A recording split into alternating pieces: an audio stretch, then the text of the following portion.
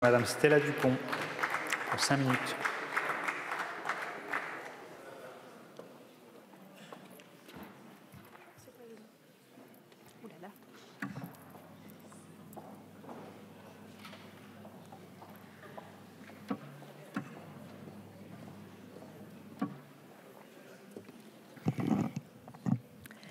Merci, Monsieur le Président.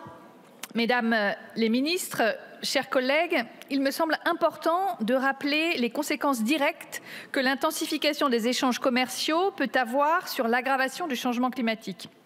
Un rapport remis au Premier ministre en 2020 estimait que l'accord avec le Mercosur pourrait entraîner jusqu'à 7 millions de tonnes d'émissions de gaz à effet de serre supplémentaires, tout en favorisant une intensification de la déforestation liée à l'accroissement des exportations.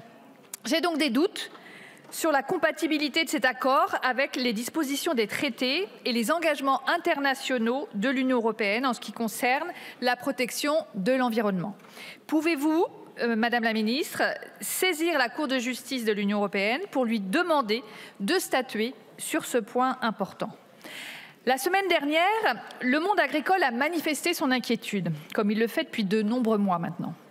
Les agriculteurs ne rejettent pas les accords commerciaux internationaux par principe, mais insistent sur un point fondamental. Ces accords doivent s'appuyer sur des conditions de production équitables.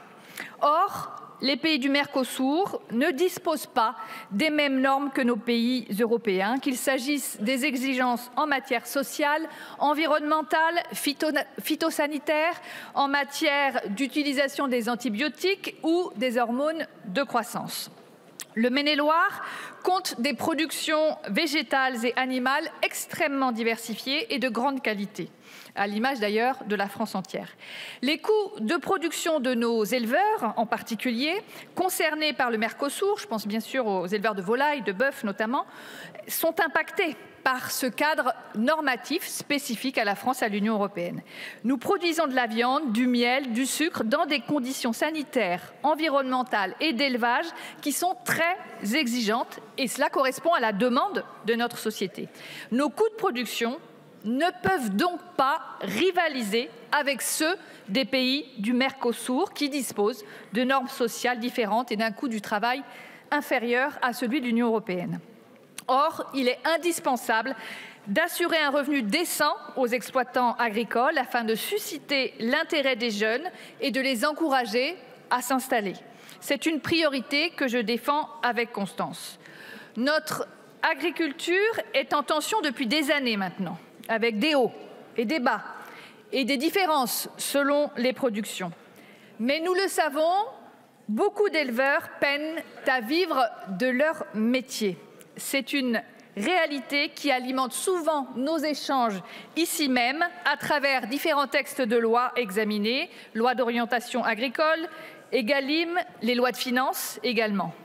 Malgré ces textes, malgré ces lois pour soutenir notre agriculture, encadrer les pratiques commerciales, préserver le revenu agricole, on sait que c'est extrêmement difficile d'y parvenir dans une économie mondialisée. Laissez croire que l'impact du Mercosur sur notre élevage, déjà fragilisé, laissez croire que cet impact est supportable, n'est pas raisonnable, ce n'est pas crédible non plus. La sagesse doit nous amener à préserver notre agriculture à l'heure où l'importance de notre souveraineté nous a été rappelée avec la crise du Covid. Notre souveraineté alimentaire est essentielle et j'ai noté les mots de Madame la ministre de l'Agriculture. C'est un secteur stratégique à défendre. Défendons-le ensemble ce soir. Je crois qu'il faut être aussi en capacité de valoriser la qualité des produits alimentaires français, sécurisés et tracés. Et c'est bien là où le bât blesse. Et je vais terminer par un exemple, Madame la Ministre. Un décret qui imposait l'obligation d'indiquer l'origine des viandes dans la restauration hors domicile n'a pas été prorogé. Ce décret était en vigueur jusqu'au 29 février 2024. Mais depuis février, il n'y a plus d'obligation de mentionner l'origine des viandes dans la restauration. Comment voulez-vous, dans ce contexte de difficultés sanitaires, climatiques, de revenus, comment voulez-vous que nos éleveurs soient sereins et favorables à un accord tel que celui du Mercosur? Comment pourraient-ils être rassurés, alors même que nous échouons à préserver une réglementation de traçabilité qui met en avant l'origine de leur production et leur capacité même à se différencier.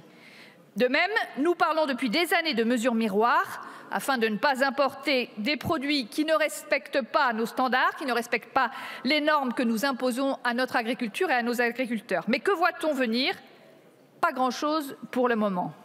Madame la ministre, nous vous demandons, et nous avons été nombreux à le dire, de saisir le commissaire européen à l'agriculture afin qu'il propose un règlement transversal sur ces mesures miroirs.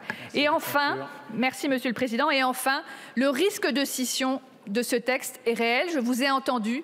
Nous souhaitons ardemment faire un bloc et que l'unanimité soit absolument préservée pour ce texte. Et bien entendu, vous l'avez compris, je ne suis pas favorable et je souhaite que la France s'oppose au texte tel qu'il en est aujourd'hui. Merci. Je vous remercie. La parole est à Madame Françoise Buffet pour le groupe Ensemble pour la